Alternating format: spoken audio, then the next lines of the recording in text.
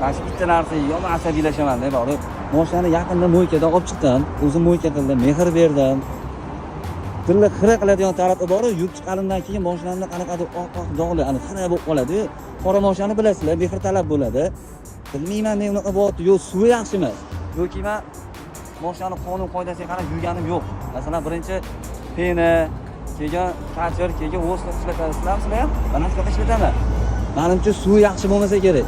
Boshqa mo'ykaga keldim, Stroymark to'g'risida ochilgan, bu yerda o'zi eski joy bo'lardi, hozir yangi sistema qilishibdi. Hozir kiraman, egasidan so'rayman. Shuni ham qassob so'ysin deyshadi. Yumasimdan oldin mana shu mo'ykani egasidan bitta so'rab olaman. Oka, bitta menga tushuntirib bering, qanaqa birinchi nima ishlatish kerak? Bizda aka 446 funksiya bor. Etap-etap bajariladi. Hammasini ishlatmoqchi bo'lsangiz. Ha, birinchi kerakli ishlatmoqchi bo'lsangiz, mana hozir kir bo'lsa, mashina aktivniy ximiyasi yapiladi. Bu kirlarni yaxshi olish uchun bu. Hozir yoz faslida mana buni ishlatsangiz ham bo'laveradi, ko'pi. Ha, ko'pi sepasida keyin ozgina poylab turib, karchirda uriladi. Turbo karchirimiz. Turbo deganda endi ko'raman. Bu qanaqa bu? Bu davleniyasi kuchliroq bo'ladi, aka. Toza suv, почти. Mana bu o'sda u yuvib bo'lgandan keyin, to'g'ri? Karchir urib bo'lganingizdan keyin o'z sepiladi. O'z sepilgandan keyin ozgincha 3 minutdan keyin o'tni chayib yuborasiz. Mana bu narsaga qiziqdim, suv. Suv bu qishda qo'yiladigan narsa. Qishda ham qulaylik qiladi-ya. Ha, qishda qulaylik bo'ladi. Mashalloh.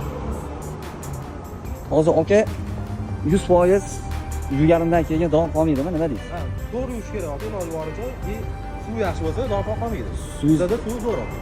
Qanaqa suv? Filtrdan o'tadimi? Ha, filtrdan o'tadi. Ishsiz ham bo'veradi pashtoq. Yo'q-a? Ha, bezgaz bo'ladi aka.